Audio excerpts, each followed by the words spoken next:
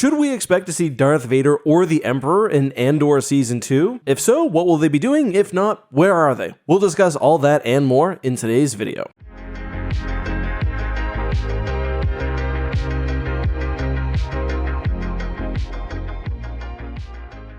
Hey guys, this is Justin. Hello and welcome to another video. So the first 3 episodes of Andor Season 2 have hit the airwaves, or the Disney Plus playlists, and as per my review, it's pretty much exactly what I expected. I'm very happy with the show, very interested to see how the next 3 weeks play out. But given what we saw in Rogue One, and given that this is a crucial time in the Empire's history, can we expect to see Darth Vader and Emperor Palpatine? Well, we actually already know the answer, so if you want to be surprised, I'd say thanks for watching this far, click like on the video and go away. If not, stick around. So Tony Gilroy recently gave an interview with Rolling Stone, which I really recommend you check out. He gives a lot of insight into his writing process, into truncating the series from 5 seasons, which was their initial plan, down to 2. The approach this season of, and I quote, dropping the needle for a time period and moving away. The article further goes into everything from the character of Perrin to Cyril's mother to what we're supposed to get from that Yavin scene in episode 2. I'll link to the article down below because what we're here to talk about again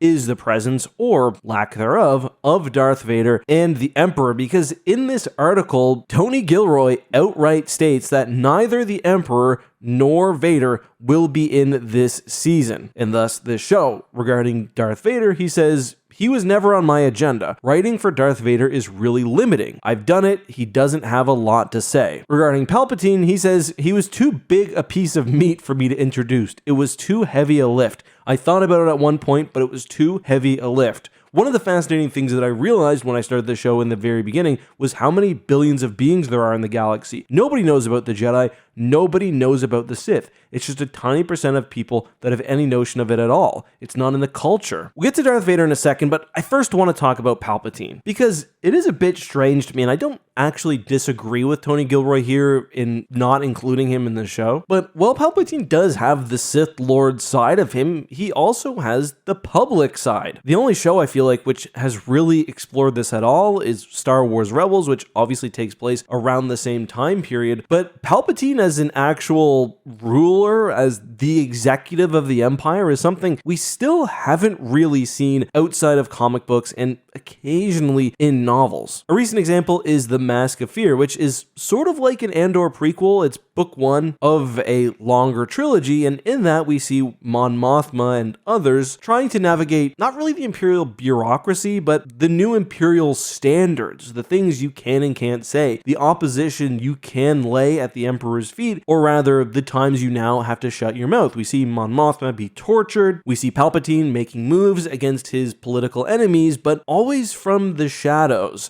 The closest we get is at the very end, where Mon Mothma has a meeting with Mas Amedda. It's quite interesting. She, throughout the entire novel, has this scheme to essentially move power back from the executive to the Senate. The book is all about how she's writing the legislation in a way that will kind of appeal to the new imperialist factions within the galaxy, while also stroking the Emperor's ego. Then after that's done, she basically tries to seek support from disparate groups across the galaxy, from SCIS member states to Republic loyalists to imperialists who just don't like Palpatine, and she succeeds. She passes the legislation. It looks like power will be moved back to the legislative branch, i.e. the Senate. Then she has a meeting with Mas Amedda, and he basically says, "Nice try, it's not happening. We're not operating within the rule of law, within a true democratic governmental system. The Emperor doesn't like your legislation, so it's simply not going to happen." He's beyond any sort of constitution, any sort of legislative powers. So with the Emperor, there's 2 sides of the man. There's the Sith Emperor, and there's the Emperor, the actual ruler of the galaxy, known to the people. And while the former couldn't have shown up in Andor, the latter could have. And where I expected to potentially see him was during Mothma's speech, speaking out against the Gorman massacre.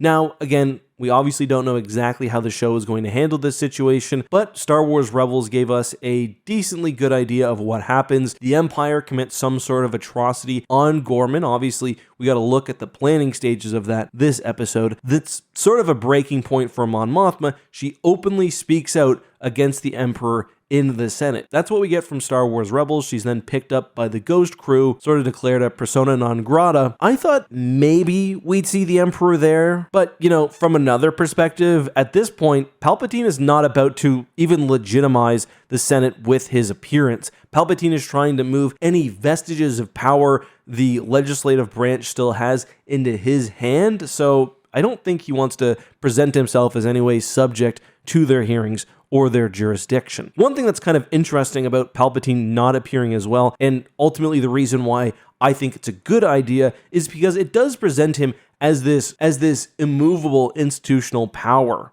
We saw Krennic talk about how he was meeting personally with the Emperor, and he might as well have told the Imperials he was meeting with God. What the Emperor says he accomplishes, the Emperor is not someone who can simply be topped through a suicide mission, an assassination attempt, or certainly a political stunt. By this point, he's become basically untouchable. And I think there's also this idea that if he were to put his pure focus and his pure power towards one problem, that it wouldn't be able to survive. The only way Mon Mothma and others are able to do what they're doing right now is because they're still small enough and independent enough that the Empire hasn't cracked down on them yet. Whether they haven't been able to or they haven't been taking them seriously enough, we certainly saw in Season 1 that Dedra thinks the Rebel Alliance is a lot bigger of a deal than anyone else. Having the Emperor appear sort of takes away from that, and when he does put his attention on the Rebel Alliance, that's when we see things like Death Stars thrown into action, and when things change from sort of the quiet revolution to open warfare. Regarding Darth Vader, I didn't want him in this show. I just, like Tony Gilroy says, I don't think Darth Vader would add anything. I honestly felt like he didn't add a whole lot to Rogue One besides for a flashy action scene, which honestly the movie did need, but from a character perspective, sure, Vader's there, but he's not needed. And I think Andor also benefits from being supremely grounded. It's sometimes hard to remember that Andor and Grand Admiral Thrawn from Ahsoka or Grogu from The Mandalorian all exist in the same universe, but I really do think the show has purposefully avoided using even references in passing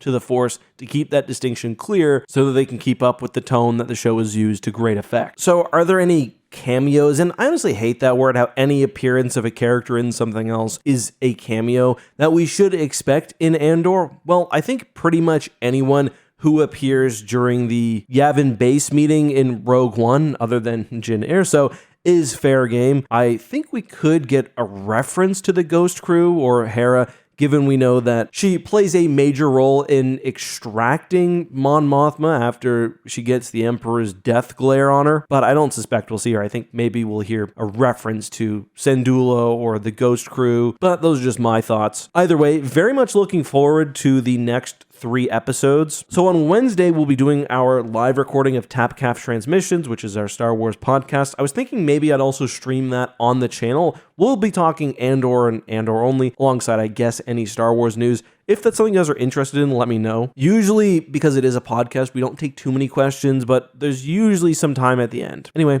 see you guys soon. Bye-bye.